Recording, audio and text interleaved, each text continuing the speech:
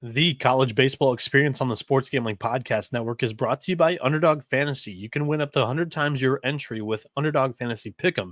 Sign up today with the promo code TCESGPN to claim your special pick, plus first-time deposit offer up to $250 in bonus cash. UnderdogFantasy.com, promo code TCESGPN. And we're also brought to you by the Mega Memorial Merch Sale, 15% off of everything in the SGPN store right now.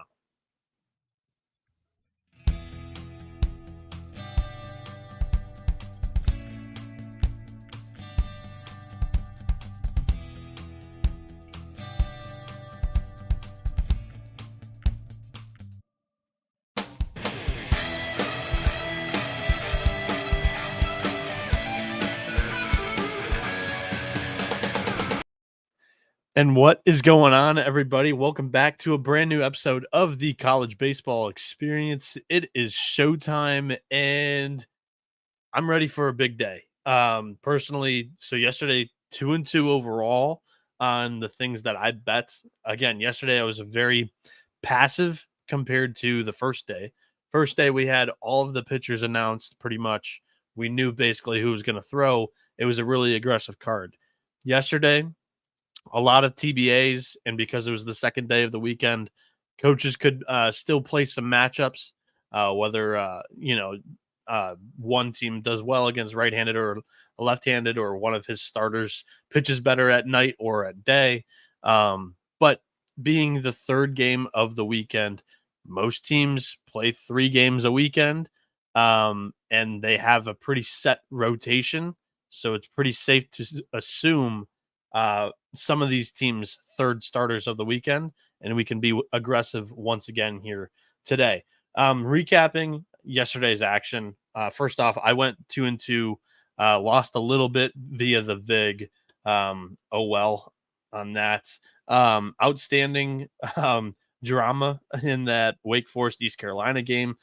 Burns wasn't, like A1 status, and his nemesis has been the long ball, and East Carolina got him there. Savage was super ballsy, going 7.1 after the collapsed long. So shout out to East Carolina holding on by the, very, very at the end, holding on barely to win that game over Wake. The SEC had a really rough day. Speaking just generally, as they had, I think, 2 teams finished the regional round 0-2, as Alabama and Vanderbilt were both eliminated. Arkansas, one of your top 8 hosts, lost to Kansas State in pretty brutal fashion with Hagen Smith on the mound, giving up 6 runs in 1 inning. And that was basically the knockout blow for Kansas State in that game to take down Arkansas. And the ACC looked pretty dang good, as a lot of their 1 seeds took care of business against the SEC 2 seeds in their regional. Tony Feuds, he's a UCF fan. He says Jamie Arnold did shove it down our throats. Pause last night. Very impressive. Arnold had a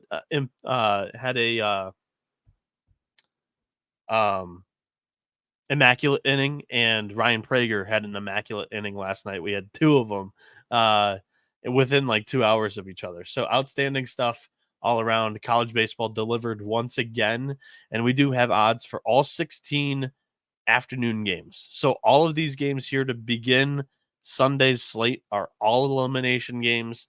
Then hopefully we're going to have some odds spray around the board once we start seeing some finals from the beginning. And then Sunday night's games, we'll be able to jump in on the action once again, hopefully. And then there, I would advise you guys jump on some of the teams in the winners brackets with lower odds, because if they still have pitching available, that's your advantage against a team that's played more games against the team with pitching available.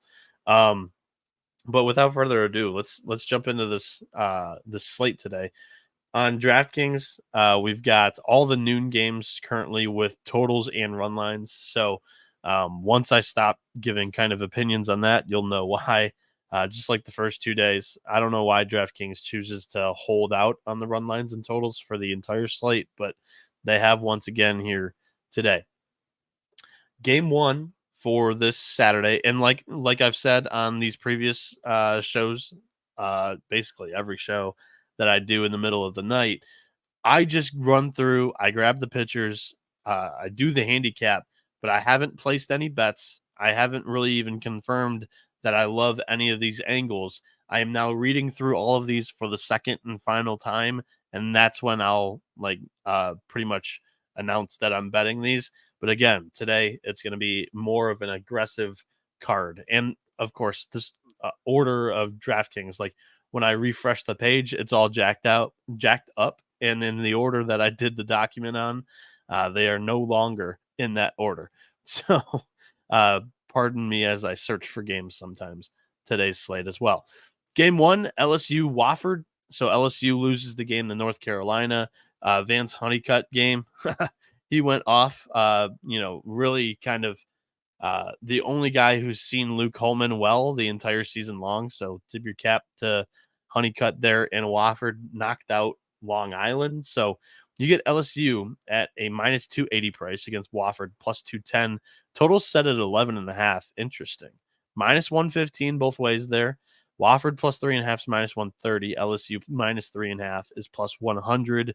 LSU, however, is one of the teams that I don't really feel comfortable about projecting a starting pitcher because they really have not had a solidified third starter the entire season, as crazy as that sounds. So there's really two options I think they'll probably go with. Either Javen Coleman, who has a 5.47 ERA, a 9.9 strikeout per nine, 6.9 walk per nine, or they go with Thatcher Hurd, who he did get a nod to start a game in the SEC tournament. It wasn't good, but I feel like Jay Johnson is just holding out hope that Thatcher Hurd just flips that switch in the postseason, just like he did last year. Hurd on the year, 7.04 ERA, 11.7 K per nine, 5.6 walks per nine. For Wofford, it's an official to be announced. A lot of these teams is an official to be announced, but I'm projecting their third starter. Technically, he's their second starter. So Brant Little, who started the first game against LSU, was their third starter, and he pitched outstanding against the Tigers. Camden Wicker has been their game 2 starter for much of the season. Freshman righty, 4-3, 4.14 ERA, 51 strikeouts, 24 walks, and 71.2 innings with a 4.53 SIERA on the year. So he's projected to be a little bit worse. SIERA translated the ERA is about give or take 1.25 runs, 1.5 runs to your ERA. And in his last 4 starts, it's a 6.06 ERA. So this freshman, as the year's gone, getting a little bit longer, he's starting to hit that freshman wall. And both bullpens are rough. LSU 5.96 weekend bullpen ERA, Wofford 6.42. Both offenses are solid. 115 WRC plus for both of them. Wofford with a 982 team OPS. LSU with a 992 team OPS. So this total at 11.5 is really, really interesting. I don't know if there's any weather in the area. Let's check that out real quick. I can do that. Boshemer Stadium weather. Because that would be the only reason why this would be 11.5. Weather in Chapel Hill. It is 62 degrees right now. At noon, it'll be 77 and cloudy. No chance of rain. Any wind? Any strong wind? I don't think so. So, yeah, I like the over here. This is alarmingly low. I don't know why it's so low. But this I feel really good about. So, lock up the over 11.5 in LSU Wofford. As for the game, I think Wofford's going to give LSU a run for their money once again, like they did in game 1. And LSU is in as good of a situation as they could be with their pitching, but they just don't have a starting pitcher here. So I think LSU wins the game because they do have some of the bullpen pieces available. They haven't burned anybody for the entire weekend yet. But I like the plus 3.5 with the Wofford Terriers here. Tony Feud says one of my biggest pet peeves in the world is DK changing the order of games every time when you open the app. I follow Warren Nolan's start time order on my sheets now. And then Mailman Mike 3 says, wow, Noah, this opening tourney weekend has been freaking awesome. It has been pretty fun. I wouldn't say it's been crazy chaotic. There hasn't been a lot of upsets, I would say. There's just been plenty of drama. And that's all I asked for. My bracket is in really, really good shape. Knock on wood. I've only got 3 teams in my so currently on my bracket right now. I only have 3 teams from my super regionals in the losers bracket. So in great shape. Actually, scratch that. I've got 4 teams in my super regionals that are currently in the losers bracket. So that's 12 out of 16 of my supers picks that are in the catbird seat and the driver's seat of their regionals, currently sitting in the regional finals. So that's good stuff. The one that I bet on, or 2 of the ones that I've bet on for regional winner futures, though, Duke and UC Santa Barbara, that's not great. But we do have Georgia and Oklahoma State that we are riding as well. So those are looking fine. But yes, we did lock up LSU Wofford game 1 here. Next game, and then we'll hit a quick ad. High Point, Coastal Carolina. The Chanticleers are minus 330. The Panthers are plus 240. Total set at 14.5, minus 115 both ways. Coastal minus 3.5 is minus 115. High Point plus 3.5 is minus 115. So High Point, to be announced pitchers for both teams in this game, for what it's worth. High Point's third starter this season has been Dalton Olsovsky, freshman right-hander who's 3-3, 6.27 ERA, 35 strikeouts, 21 walks, and 33 innings. In the month of May, it's a 7.74 ERA, so not good. And then for Coastal Carolina, they used Fluky, so they started. Who did they start against Clemson yesterday? I gotta pull that up on my note here earlier. They started Henry Weicker yesterday against Clemson, and then they brought in Cameron Fluky in relief of that game for the final 2 innings. So they're not going to start Fluky here, I wouldn't assume. So they're going to go a little bit deeper into their cache of pitchers. I think it would be Josh O'Neill, a grad right-hander who's 1-1 with a 7.62 ERA, 25 strikeouts, 24 walks, and 28.1 innings. His last 6 appearances, it's a 12.27 ERA. High Point's bullpen, not good, 7.70 ERA. Coastal's bullpen, not good, 5.96 ERA. And they've been stretched, I wouldn't say stretched thin, but they used 2 of their top options in last night's game against Clemson. And High Point is definitely stretched thin after a close game against Clemson and then a very, very close game against Vanderbilt. And both offenses are good. High Point 115 WRC plus, 899 team OPS. Coastal Carolina 119 WRC plus, 913 team OPS. This also feels like a solid over 14.5, but the total of 14.5 should be like where the LSU Wofford game's at too. This total, I think, is more set correctly for sure. So I still feel comfortable picking that over, but I'm not going to lock that one up. High Point, I think, gives Coastal a run for their money as well, but I think the Chanticleers win the game. So I'll take High Point on the spread, on the run line, and then Coastal to win.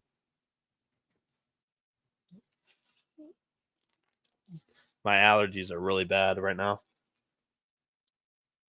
All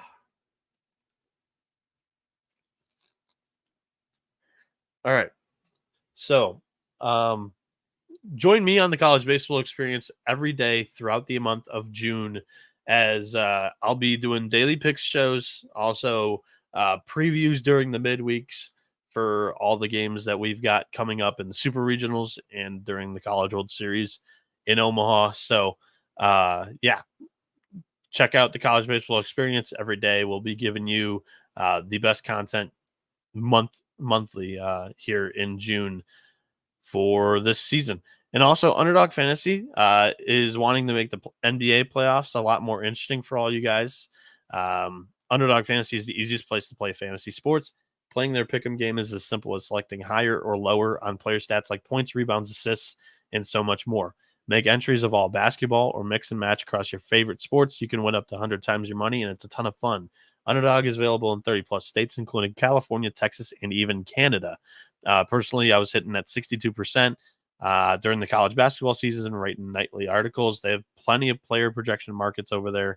It's a ton of fun. I highly recommend you guys check it out because they also just launched their champions, which is their player versus player format in Florida. They're also legal for drafting in Michigan now. So sign up today with promo code TCE SGPN to claim your first pick, your special pick, and first time deposit offer up to $250 in bonus cash. UnderdogFantasy.com, promo code TCE SGPN. All right, we're back here on the college baseball experience. Lane Elliott, what's up? I appreciate you tuning in here at 7:10 a.m. Eastern. Beavis Rogers Picks from Beavis says, "What up? It's your boy, Uncle Beavis. This is an awesome show, Beavis. I appreciate you tuning in. I appreciate the comment as well. For those that are curious, we have 70 people competing in our college baseball bracket pool. So I am personally offering up so first place winner is getting a $200 SGPN store gift card. I'm going to offer up to the second place and third place winners a TCE starter kit. So basically, it's going to be a TCE hat, TCE shirt to the second and third place winners straight out of my pocket because I think the 70 people is a crazy amount that I wasn't expecting it to be that big. But I appreciate everybody that's competing. As I look to take the $200 for myself. But good luck to those that are competing. Continuing on here with today's slate, this game is going to be great, in my opinion. I've been high on St. John's for the back half of the season here. They're getting another shot at Mississippi State after the Bulldogs walked them off and on opening night here of the NCAA tournament.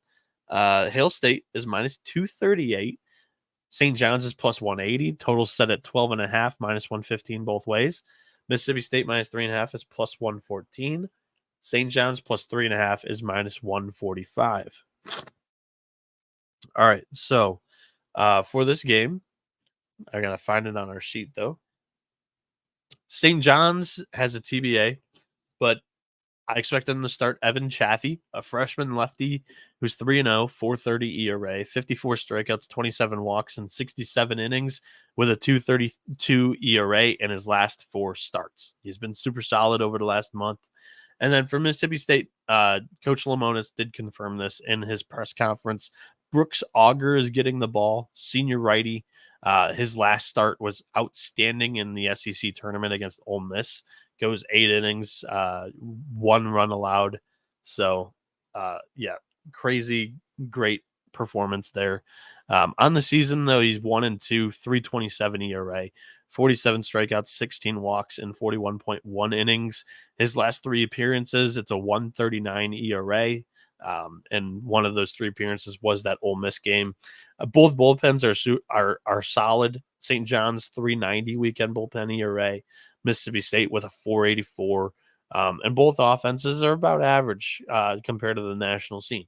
St. John's with an 8.30 team OPS, 102 WRC plus. Mississippi State with an 8.35, 102 respectively here. Again, I'm going with the plus run line with St. John's plus 3.5 at minus 145. I took it in that first game. Just until Mississippi State shows me with the sticks that they're going to be able to pull away from a team, I'm going to continue to play, picks like these against them when I'm getting 2 or more runs on the run line. St. John's plus 180 is not bad. I'm not going to lay to minus 240 with Mississippi State here. And I also do think I like the under 12.5 here. So the St. John's pick plus 3.5 is really interesting.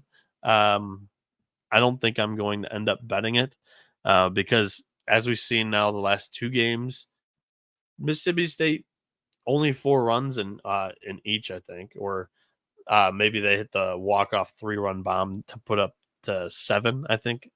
I think that was a 7-4 final against St. John's the first night.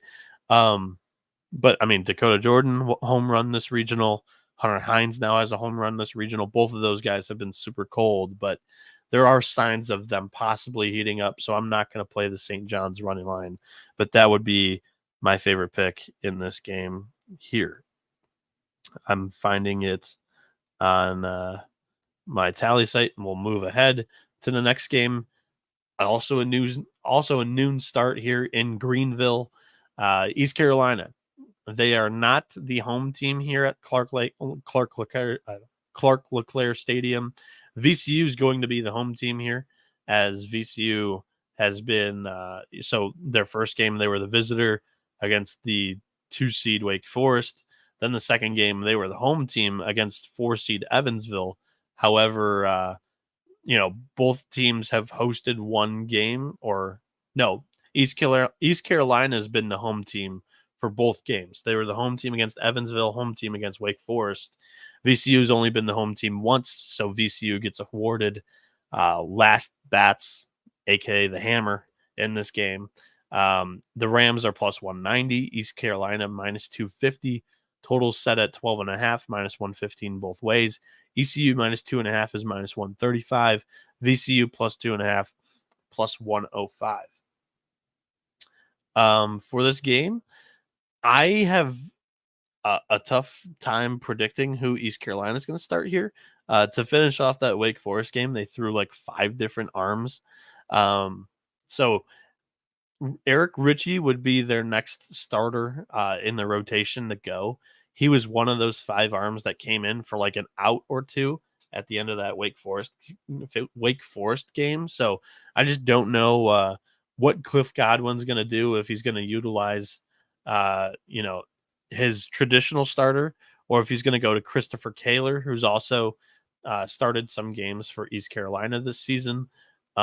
Ritchie on the year has a 6.83 ERA, 10.2 strikeouts per 9, 8.1 walks per 9, whereas Kaler is a 7.11 ERA, 9K per 9, 3.3 walk per 9. So either option is not amazing. They really need to get to Monday to free up like another starter, to get Norby back or something like that, or not Norby. It would be it would. So Norby actually, he threw 54 pitches on Friday.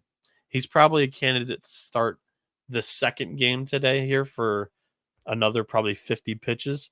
But for Root to come back, they would probably need to get to Monday in the regional here. VCU, a TBA, I've projected him actually to start both games so far. Joey Hoymans, like in their conference tournament, he was actually starting before Gordon and before whoever threw for VCU yesterday. I don't remember. I went through all these box scores, but this specific box score was about 3 hours ago. So Hoymans, I expect to start. He's been on a week plus rest now at this point. He's a junior righty, 4-2, 5.72 ERA, 48 strikeouts, 29 walks in 45.2 innings. His last 7 starts hasn't been amazing with a 5.51 ERA, but he should be able to keep VCU in this game, especially if East Carolina is not really starting an amazing option either. ECU has a 27-5 record at home this season. VCU is just 12-12 on the road. East Carolina's weekend bullpen ERA of 4.17, VCU 4.36 weekend bullpen ERA, and they were in a firefight yesterday against Evansville, so they've used a couple of their good options as well, just like East Carolina did with Wake Forest yesterday. East Carolina's offense slightly better, 112 WRC plus, 884 team OPS, compared to VCU's 102, 823. I just think that we haven't seen like an East Carolina offensive game yet, where they're capable of scoring bunches of runs and bulk innings. And I think this is the one. I think this is the game that East Carolina has a little bit of a breakout. They put up 7 or 8 runs in this game, and they go on to the regional final against Evansville. So I'm going to take East Carolina to cover the run line, win on the money line. And I also think that this game probably goes over the 12.5 total here. The next game on our slate, let me check the YouTube chat real quick. Nothing new. It's still 7:20 a.m. Shout out to the 154 people that have tuned in across all platforms, the 40 plus that are watching live on YouTube. Next game at noon is South Carolina and James Madison. The Gamecocks -210, the Dukes +160. Totals set at 14, -115 both ways. South Carolina -2.5 is -120. James Madison +2.5 is -110. For this game to be announced for both teams. However, I'm projecting that Ryan Murphy gets the ball for James Madison. He's a senior righty, 2-6 on the year, 9.95 ERA, 24 strikeouts, 17 walks, and 44.1 innings. This bullpen is pretty stretched. It's stretched pretty thin. Not many quality arms are remaining. They've used up all 6 of their innings leaders so far this weekend, and I don't really project any of them to, risk averse come back today. They would need to go into Monday to kind of reuse a lot of those guys. So by virtue of that, I think South Carolina is in a good position here. They most likely throw Dylan Eskew, a junior righty, 3-4 on the year, 4.87 ERA, 38 strikeouts, 24 walks, and 57.1 innings. Both offenses are solid, as we saw them duking it out in the first game of this regional. But overall, I just think the pitching edge is slanted heavily in the South Carolina's favor in this game. The -210 is going to be a great parlay leg for today's action. So we'll come back to that at the end of the show here. But I like South Carolina in this matchup. I like them -2.5, and I would lean under 14. Where's that on my app in front of me on my phone for our website? There we go. Next game on the slate is Stetson and UCF. The Hatters are +160. The Golden Knights are -210. Sorry, the Knights are -210. Total set at 11.5, -115 both ways. -1.5 on UCF is -130. Stetson +100, +1.5. For this game, I gotta find it on my sheet first. To be announced for both teams, I'm going to project that Daniel Parrott gets the start for Stetson, senior lefty, 5-2 with a 5.26 ERA, 63 strikeouts, 33 walks, and 63.1 innings. He's got a 4.12 Sierra. However, in his last 3 starts, it's a 10.65 ERA. Not good. And then for UCF, their third starter, I think will get the ball here, or at least recently he's been their third starter, has been Wiley Hartley, junior right-hander at 3-3, 5.73 ERA, 33 strikeouts, 13 walks, and with a 3.83 Sierra. In his last 4 appearances, it's not good either with a 12.19 ERA. Stetson, 4.12 weekend bullpen ERA, 8.99 team OPS, 105 WRC plus. For UCF, it's a 4.80 weekend bullpen ERA, 8.09 team OPS, 97 WRC plus. I mean, both starters probably aren't going to stay in this game very long. It'll go into those bullpens. Stetson looked pretty good against Alabama yesterday. UCF gave Florida State a good challenge, especially given the fact that Arnold was on the mound in that one. For this matchup, I do think that the price on the money line is a little bit crazy. The +1.5 on Stetson is reasonable, but I like the over 11.5 the most. I think that both offenses will get to the starting pitching here early, where both of them will probably have 3 or 4 runs in the first 4 innings. And then you just need to scratch a few more off against some of the bullpen pieces that come in later in this game. So, the over 11.5 and Stetson UCF is a very good look here. I think UCF wins, but Stetson is able to keep this one close. And that's going to be how I pick it across the board for the game. So UCF money line, Stetson plus 1.5, over 11.5. The next game is UNC Wilmington and Georgia Tech. The money line here, Yellow Jackets are minus 130. Seahawks are plus 100. The minus 1.5 on Georgia Tech is plus 124. UNC Wilmington plus 1.5 is minus 160. They're also, the total is at 13, minus 115 both ways. My question to you is why? Just why? I mean, UNC Wilmington had 2 big innings. Granted, it was 2 big innings, but they beat Georgia Tech like 9-0 in the first game of this regional. And now they're plus money here against Georgia Tech. Just doesn't make sense to me. Zane Taylor, I project to get the start for Wilmington, junior right-hander, who's 5-0, 3.74 ERA, 52 strikeouts, 20 walks, and 55.1 innings. He's got a 3.76 SIERA and a 9 ERA in his last 3 starts. And then going for Georgia Tech, I project that it's going to be Cam Jones, as they used Tate McRae in relief yesterday. So I think they'll dip down a little bit further into their pool of starting pitchers, and they'll grab Cam Jones here, senior lefty, 3-2, 5.85 ERA, 38 strikeouts, 18 walks, and 52.1 innings. He's got a 4.40 SIERA. However, in his last 3 starts, it's a 13.10 ERA.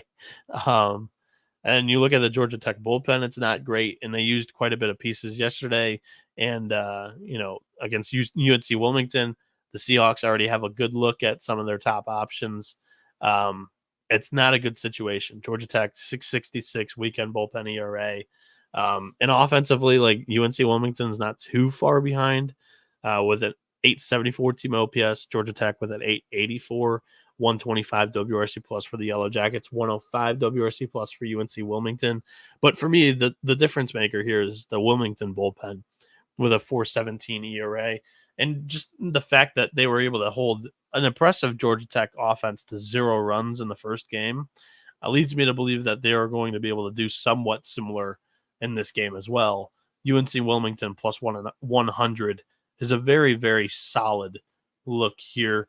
That's also going to be a fringe lock for me at the end of the show. Like I said, we're going to try to be aggressive on this slate, as it's pretty easy to assume that most of the third weekend starters are getting the nod in these games. So we should be more aggressive in these games. I'm going to take the under 13 just because I think that the Wilmington Seahawks will be able to hold Georgia Tech at bay just like they did the first game.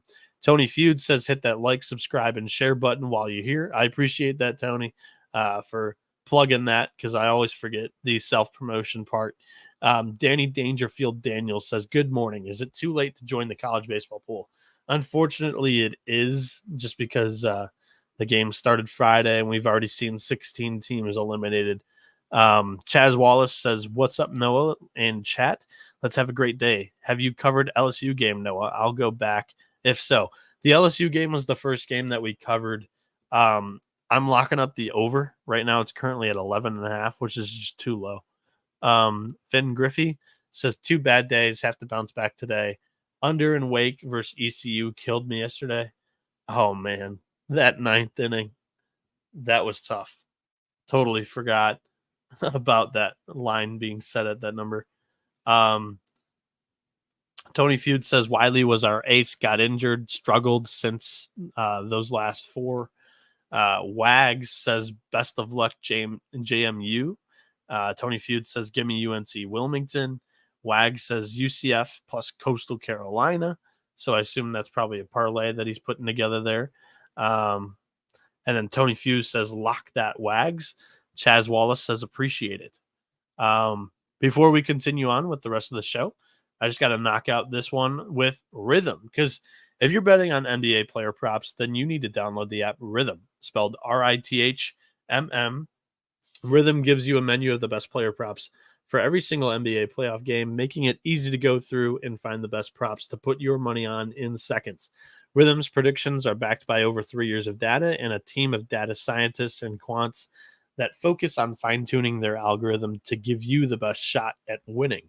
Rhythm pairs its predictions with player prop graphs to help you feel even more confident in your picks, which you can make wherever you normally place your bets or DFS picks. From superstars to bench players, Rhythm finds the best player prop lines, all backed by AI data without you needing to endlessly scroll a sports book. Rhythm also allows you to create your own custom NBA models so you can get AI backed moneyline spread and total picks for every playoff game. Start a free 7-day trial and start winning your NBA player props with Rhythm. Available wherever you get your apps. All right, we're home free here on the college baseball experience. Tony Fuse says, feel the rhythm, feel the rhyme, wake up chat. It's college baseball gambling time. Injected in my veins right there, Tony. I love it.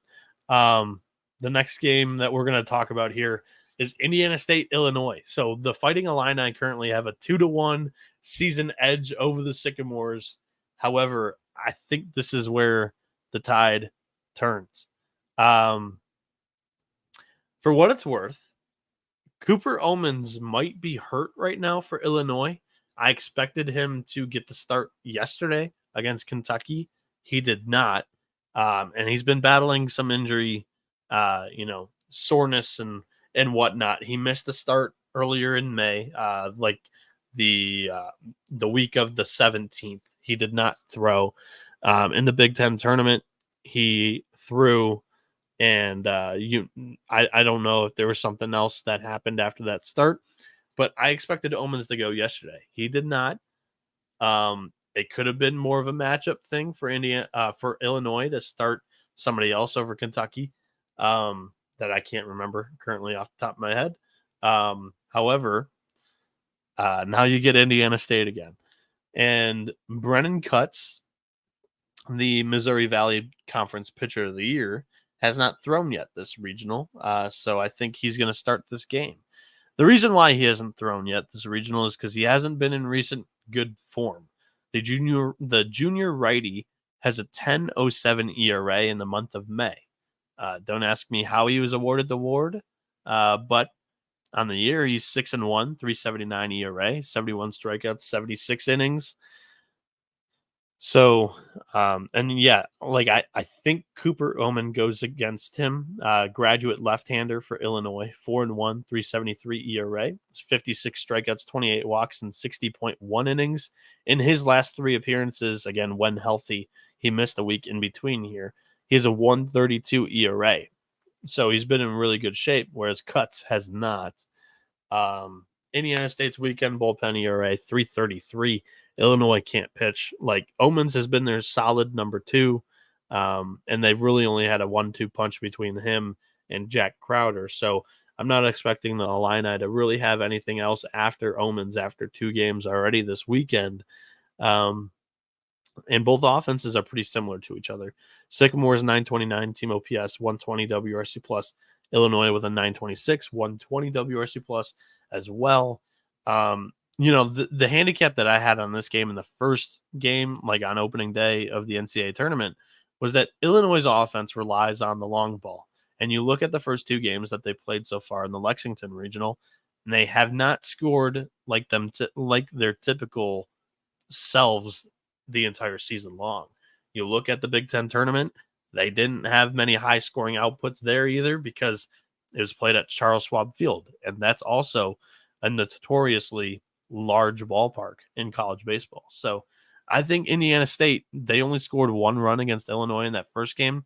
If they just put up, I mean, it's not too hard to ask for 4, but if they put up 6, I think you win this game pretty easily against an Illinois team that really kind of hasn't found that mojo, that momentum that they had during the regular season.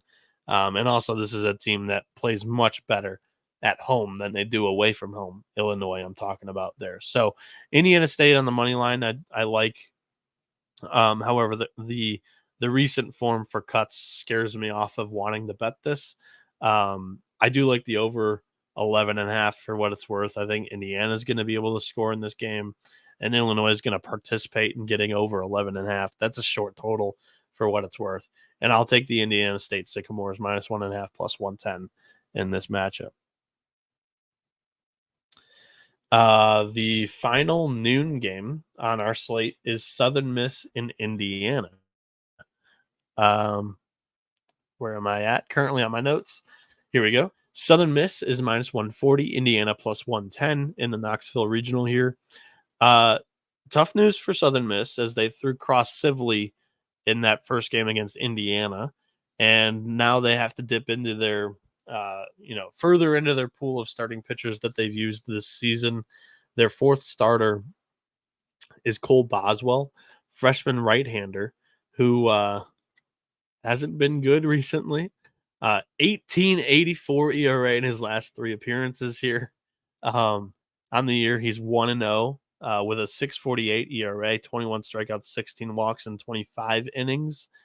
For Indiana, it's another TBA, but I predict that it's going to be Braden Reisdorf, a sophomore right-handed pitcher, 4-6 on the year. He's got a 7.52 ERA, 56 strikeouts, 26 walks, and 46.2 innings. The Sierra, though, under the hood, it's a lot better than the 7.52. He's got a 3.70 Sierra, and his last 3 appearances, it's been solid with a 3 ERA. I feel pretty good about Indiana winning this game once again, for what it's worth. When you get deeper into the regionals, it's just about which team is able to slug their way to a victory. Southern Miss is not the type of team that is going to rely on their bats to get them a victory. It's all about like who they're matching, who they're mixing and matching with after Boswell throws and how long Boswell goes. Because Southern Miss's bullpen this season, 4.88 weekend ERA. Indiana's with a 5.69, but again, the Indiana offense is a little bit more potent, in my opinion, than the Golden Eagles. So I'm going to take Indiana +110. I'm going to go with the over 12.5 and Indiana +1.5, -135 here. And then we move on to the 2:00 game. This one is the widest margin when it comes to opening line, money line. Arkansas is -600 against SEMO, Southeast Missouri State. We do have a confirmed pitcher here for Arkansas. I highly recommend you guys go watch the press conference that Dave Van Horn gave after the game against Kansas State. It's pretty dry for the first 8.5 minutes, and then the last minute's pretty damn good. And he storms off the podium. It was pretty entertaining. My buddy Matt Grissom sent me the abbreviated clip, but I went and watched the entire thing. Pretty solid. I just throw those things on in the background while I'm going through box scores of the NCAA tournament games, and sometimes you're able to pick out a coach saying who they're going to start the next day, and DVH said, I'm starting Gage Wood, and he's expecting good things from him, he says. So sophomore right-hander Gage Wood is. He's 3-1 on the year, 3.86 ERA, 52 strikeouts, 7 walks in 37.1 innings, 2.02 Sierra. In his last 3 appearances, though, since he's become like a starting pitcher for Arkansas now, it's a 6.79 ERA. So he doesn't walk guys, but when he's going deeper into games, he's getting hit harder, for what it's worth. SEMO, I don't even have a name for SEMO. So I have a to be announced for SEMO. They used all 4 of their starting pitchers in the first 2 games. They used Hayden Dow in game 1 against Arkansas, and they used a lot of the bullpen. And because they used a lot of the bullpen against Arkansas, they had to use their other 3 starting pitchers against Louisiana Tech. Now, SEMO was able to get a win in the regional, and I think they'll take that. But their pitching is completely exhausted here. All Arkansas just needs to do is put up a couple of runs to be able to stymie off a SEMO offense that's frisky. If they get a good Gage Wood start, SEMO's only should should only put up 3 to 5 runs here. And if Arkansas gets to 6, I think you win the game. Especially with the Arkansas bullpen, 4.23 ERA on the weekends this season. They're 33-4 at home. So I feel good about Arkansas winning this game. Minus 600 is kind of crazy, but if you want to put it into a parlay, I don't see an issue with that. No total yet for this game because DraftKings is scared that we're going to hit them and hit them hard. So, yeah. The next game here at 2 p.m. Eastern as well is Nebraska-Florida in the Stillwater Regional. Nebraska has options remaining still, as they have, I mean, a really good plethora of starting pitchers that they could use every single weekend, and it's no different here for the NCAA Tournament Regional. They could go with Jackson Brockett, 3.57 ERA, 7.4 strikeouts per 9 innings, 1.8 walks per 9. Or they could go with Will Walsh with a 5.06 ERA, 6.6 strikeouts per 9, 1.5 walk per 9.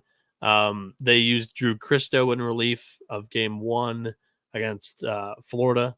They used Sears against Florida, and then they used McConaughey yesterday against Niagara. So those are their last two starting pitchers remaining, Brockett and Will Walsh.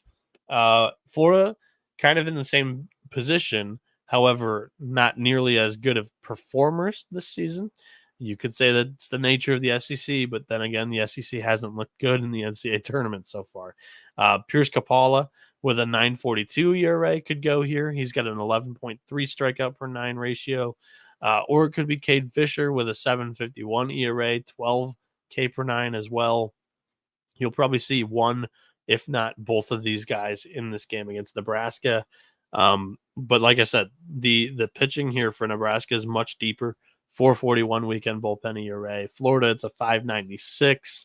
But Florida's offense is a little bit better, and they were held at bay by Brian Holiday, complete game, only giving up 1 run. So is Florida's offense going to be antsy and willing to, or not willing, but are they going to be able to have a little bit of an outburst here and score a couple of runs on Nebraska once again?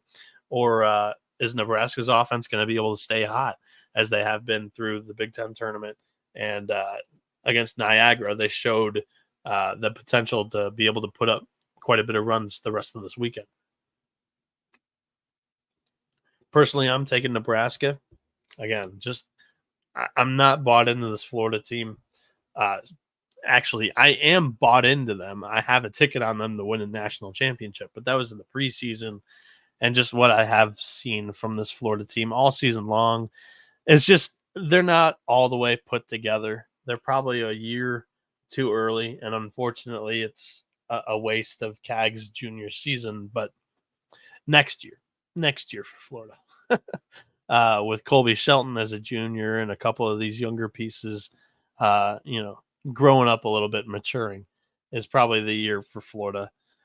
Hopefully, fingers crossed. 3 p.m. East start in the Tucson Regional.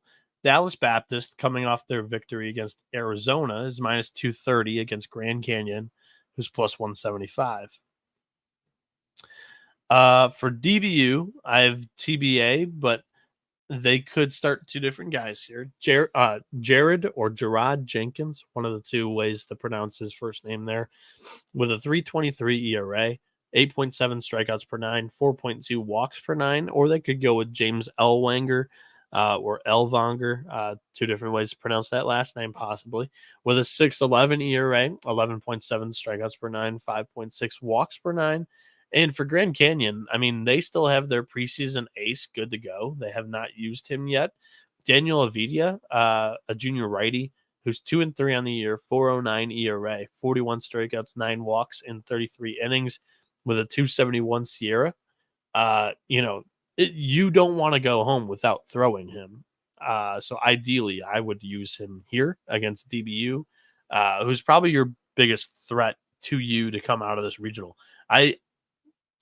We said it about West Virginia at the beginning of the tournament, but West Virginia just doesn't have the pitching depth in my opinion, to be able to win 3 games in a weekend. They've already used a couple of their top options, and I think you just got to get to the West Virginia game, and I think you're able to knock off West Virginia, even though they have a little bit of that magic. Everybody's talking about Coastal Carolina's Gary Gilmore retiring after this season. Randy Mazey's retiring after this season for West Virginia too, and he has kind of put that program on the map during his 12 years there. But I like Grand Canyon, the plus money here. And I would take them on the run line as well. Because ideally you're going to start Avidia, and he's going to go up against either Gerard Jenkins, who hasn't been a starting pitcher for most of the season, or he's going to go up against El Wanger, who hasn't had a terrific year. And Grand Canyon's looked really comfortable. And also with the host being eliminated, Arizona, they're gone. There's plenty of tickets for Grand Canyon fans to buy up. So this is going to be a Grand Canyon house. So I like Grand Canyon plus 175 here in this game. I know I said at the top of the show that we'd be aggressive. I'm going to have to run back through, I think, and find a few more spots because I haven't pulled the trigger on any of them that just have completely spoken to me. Checking in on the YouTube chat once again. Tony Feud says Sycamore's money line. Sorry for a second there. I thought you said 18 ERA. Yeah, it was true. Tyler Kahn says, Noah, do you have a way to get wind report for each stadium? I've always wondered that for college baseball, and I've never been able to find anything. Yesterday's games had a lot of unders. I saw balls getting held up in the air that would have been home runs Friday. No, there's not like a Ballpark Pal or what's the other one? Is it Covers that has all the weather for MLB stadiums? Unfortunately, there's not for college baseball. Like I said earlier when I was talking about the North Carolina regional in Chapel Hill for Wofford LSU, I just looked up the city. I don't know wind direction, but it didn't indicate whether or not there was going to be wind. So I interpreted that as no wind. That could be an error on my part, but also could be an error on the books because it's set at 11.5, and there's just no way I would set that other than them expecting weather. It's not supposed to rain in Chapel Hill, so I think runs are in the recipe here for the LSU Wofford game. John Peterson says Florida State and Oklahoma State looking sharp. I see some deep runs there. I got my fingers crossed for sure. Florida State's also got the narrative that Mike Martin passed away this offseason, so they've got a little, third-party help from up above, right? Tony Feud says, I was shocked and disappointed when I found out that Brian Holiday was not, in fact, another member of the Holiday baseball super family. It is what it is. When did you find that out? Did you just recently find that out, or? But yeah, I mean, I remember that being like a talking topic when they were in Globe Life Field earlier, because Holiday was the guy that just completely shoved against. He was the guy that completely shoved against Arkansas in that second game there, and I remember that being a talking topic during that. Next game here, 3 p.m. Eastern start as well. UC Irvine and Tulane. The Anteaters are minus 200. The Green Wave is plus 154. No totals, no run line here. For this game, to be announced for both teams. Again, what a surprise. Tim Grack, I project that gets the start for UC Irvine. Freshman righty, 2-1 on the year, 5.60 ERA, 39 strikeouts, 21 walks, and 35.1 innings with a 4.02 Sierra.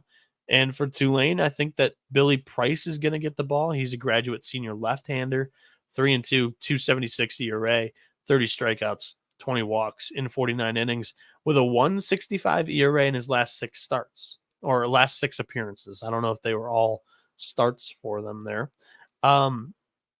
The thing about Tulane as well is this offense is much better against right-handed pitching than they are against lefties. Tim Grack for UC Irvine as a right-handed pitcher. Hopefully, Grack does throw because I don't want to use splits as a main reason why I'm taking this bet.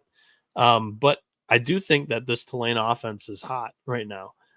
They ran through the AAC conference tournament, and then they've looked all right here in Corvallis. They actually had a better showing than I thought they were going to do against Oregon State, and then against Nichols they ran it up on them, and they shut them out pitching wise. So this bullpen I think is more intact than Irvine's, who was in a pretty contested battle with Oregon State, and then an absolute firefight against Nichols. So I think Tulane's in the better spot here. The Green Wave plus 154 is going to be a bet for me because at the very least, you're getting a freshman on the mound for UC Irvine here in this spot. He's the last guy that I would have projected to start for Irvine, as Nick Pinto's already thrown. Trevor Hansen started against Oregon State. Grack has the third most starts outside of Brandon Liu, who's been relieving games for recently. So it's either Grack or Liu. And I feel pretty good about Tulane winning this game. So Green Wave for me in this one. That one's also going to be a fringe play for myself. We'll come back to that at the end, I think. Just because, again, I said I would be aggressive, and none of these are really jumping out at me saying these are like must plays, unfortunately. 3 p.m. East again, Louisiana, Lafayette, plus 105, Texas, minus 135.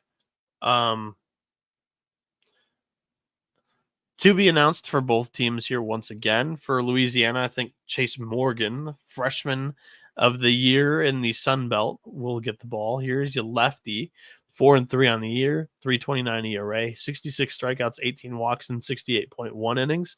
And for Texas, Ace Whitehead, junior left-handed pitcher, who's 4-1, 4.33 ERA, 42 strikeouts, 23 walks, and 60.1 innings. 484 Sierra for him. In his last 5 starts, it hasn't been great, with a 6.88 ERA. Louisiana, 5.29 bullpen ERA. Texas with a 5.15. And they just threw Gage Bame for quite a bit yesterday against Texas A&M in that extra innings thriller. So Texas's bullpen's probably a little bit stretched more thin here than Louisiana, who played Grambling, for what it's worth. But Texas already has a few looks on the Louisiana bullpen from the first game when they had plenty of fun in the middle innings against the Raging Cajuns. Louisiana 108 WRC plus 874 team OPS. Texas with a 97 WRC plus 909 team OPS. I think I'll just settle on the plus money for this game. You had a Texas team that played deep into the night last night, had their hearts ripped out in the 11th or 12th inning. Sorry, I'm blowing my nose because my allergies are bothering me, but I think Louisiana's got a great shot to win this game with Morgan on the mound, and your bullpen's probably in a better situation than Texas is. So I'll take Louisiana there.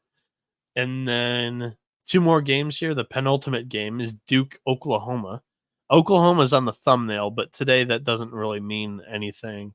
That was just what I thought was the most interesting game. They're the host.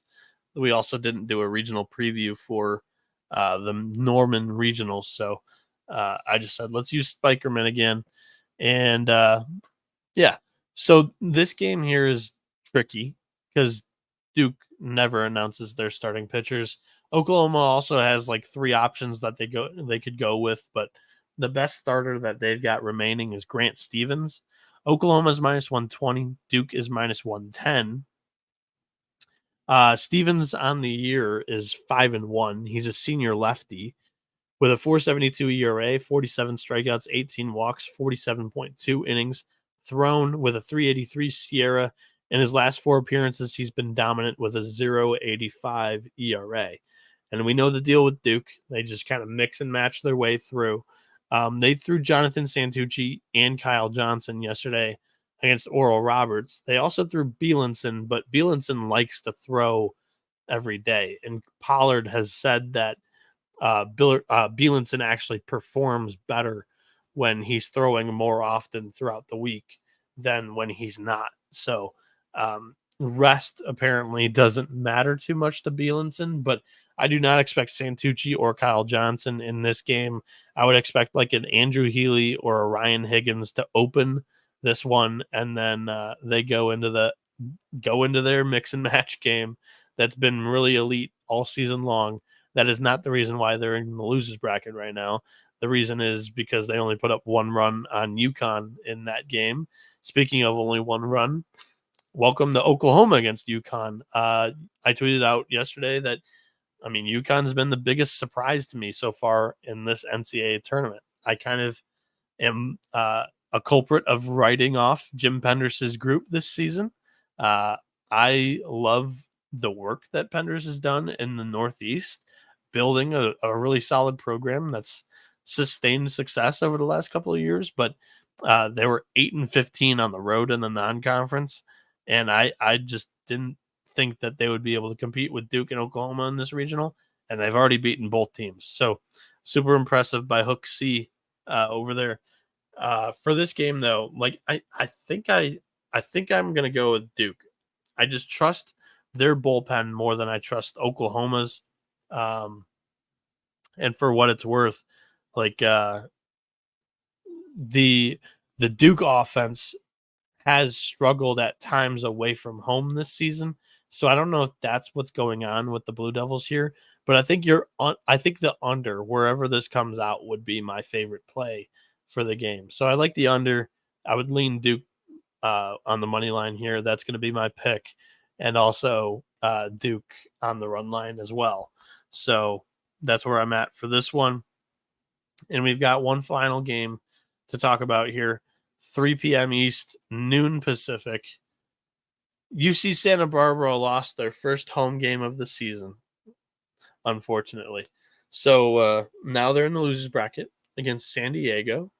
And we've got a minus 160 favorite for UC Santa Barbara. San Diego's plus 124. For the Toreros, I think Logan Redemann's going to get the ball. He's a freshman right-hander, 7-2, 3.75 ERA, 59 strikeouts, 18 walks in 72 innings. In his last 5 starts, he's been really good with a 2.13 ERA. And then for UC Santa Barbara, they threw Bremner yesterday, so Mike Gutierrez, I think, goes today. He's a senior lefty, 9-0 on the year, 3.30 ERA. 83 strikeouts, 33 walks in 84.2 innings, 2.78 ERA in his last 6 starts. So we've got 2 starting pitchers that have been really, really good recently. I like the under in this whenever that comes out, wherever that comes out. UC Santa Barbara is still really elite. It's 26-1 at Cesar Usaka Stadium this season. Both bullpens are very similar to each other. San Diego with a 4.18, Santa Barbara with a 4.11. Also offensively, kind of the same here with the Gauchos having an 892 team OPS, 114 WRC plus. San Diego with 866, 110. The thing about San Diego is that against left-handed pitching, their OPS is about 100 points worse this season than against right. 895 OPS against right-handed pitching, 792 against left-handed pitching. Gutierrez is a lefty. He's going to go deep into this game. That's just what he has done the entire season long. He's thrown 84.2 innings. So I think Gutierrez is going to fare pretty well in this one. I'll take Santa Barbara here in this matchup. But I love the under for what it's worth whenever that comes out. As long as it's not crazy and it's like not 7.5, I would be taking the under here. And that does it. So that's the 16 games, unfortunately, for the losers bracket here. I'm going to do a refresh, and I'm going to dive back in and lock up some of my fringe plays that I was talking about earlier. So Where am I at on my sheet? St. John's on the run line plus 3.5. We'll go with that. The only reason why I was a little hesitant is because Mississippi State's starting to show some signs of life. Dakota Jordan and Hunter Hines with home runs in this regional. But, I mean, they still only put 4 runs up in both games through 9 innings. Mississippi State finished with 7 against St. John's, but that was in extras. So I like St. John's plus 3.5 at minus 145. Evan Chaffee on the mound's been super solid for them this season. We have the LSU Wofford over in that one. Georgia Tech, I don't know why they're favored. So UNC Wilmington, I like them on the money line as well. And again, the reason why I'm just playing volume today is because I was diving through all the box scores. I have basically, I would say I hit at 80% rate of who's starting all of these games. I feel really good about it just because it's the third game of the weekend for all of these teams. Most teams play 3 games in a weekend series. You're just bound to really expect their third starting pitcher. So that's why I'm trying to play more volume today. It only makes sense, in my opinion, to do that. Also, I liked Indiana on the money line against Southern Miss. That was a fringe lock that I liked.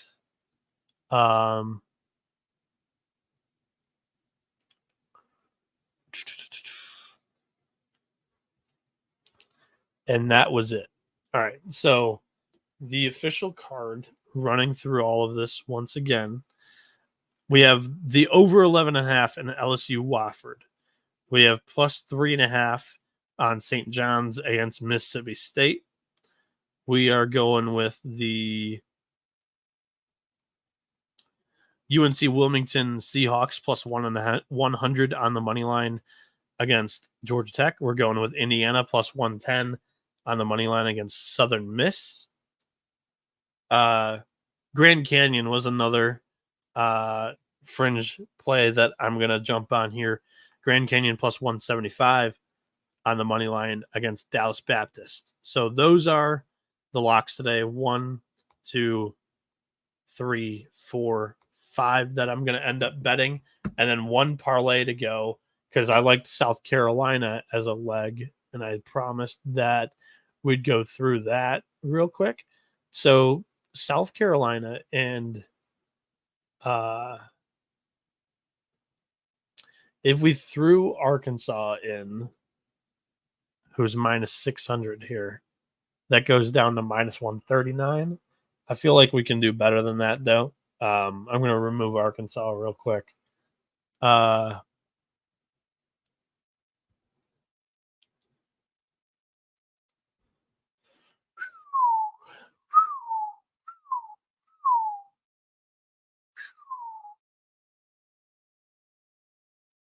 Oh, I like Tulane, too. Tulane on the money line, plus 154. So that's six plays that we've got. And I think that's probably our best look for a parlay is South Carolina, Arkansas. Either South Carolina, Arkansas, or South Carolina, East Carolina. Because I think High Point's going to give Coastal a run for their money. I think Wofford's going to give LSU a great game. I'm taking the run line on St. John's against Mississippi State. I want no business fading Stetson in the state of Florida. They traditionally punch up pretty well.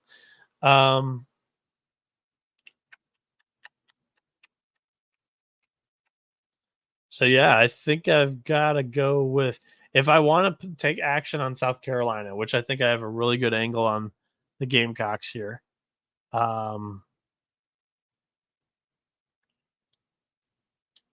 It's going to have to be one of those plays. Checking in on the YouTube chat to buy some time to think about the second leg of this parlay for another quick minute.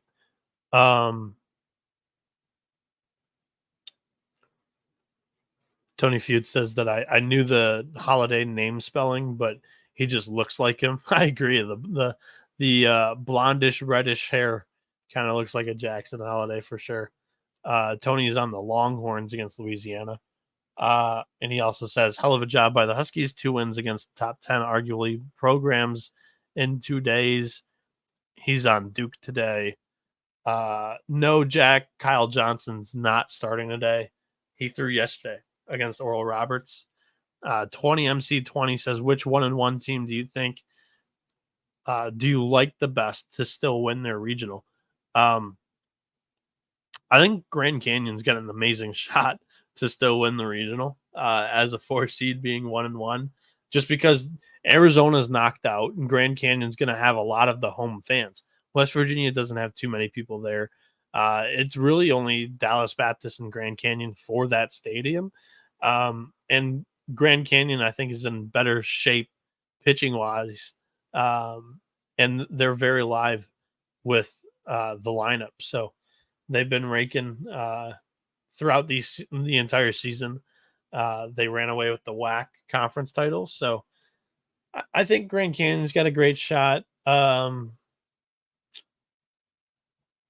also scrolling through, like UC Santa Barbara's played amazingly at their home field this season.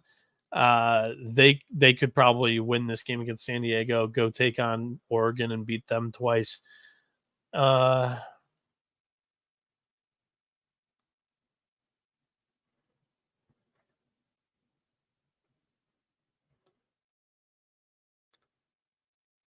Arkansas's got the pitching to do it too. And I could see Duke or Oklahoma coming out of the Norman Regional. So those would be my long answer on that question. Jack Kabuzzi goes, we know who Duke is throwing or TBD. I mean, Quentin Mills from the College Baseball Insider has funny lines whenever he's talking about it. But he's like, you'll have a better chance of doing something like something crazy than getting a Duke projected starting pitcher. It's just rare in the wild to see. If it's not Jonathan Santucci starting a game, you will not get their projected starting pitcher. Terrell Bigelow says, I hit a 9-leg parlay off of your channel yesterday in college baseball. Hey, shout out to you, Terrell. You picked some really good picks there, because I didn't. I went 2-2 on the ones that I liked the most. But I mean, shout out to you, dude.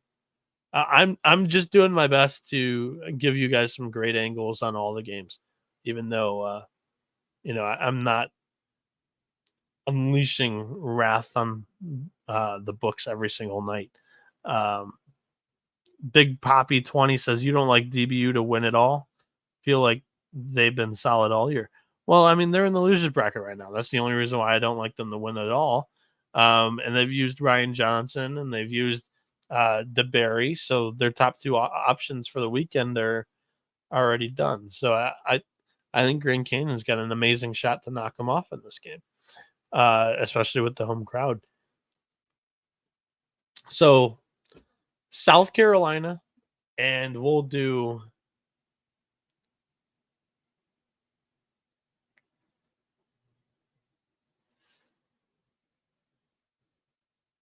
South Carolina and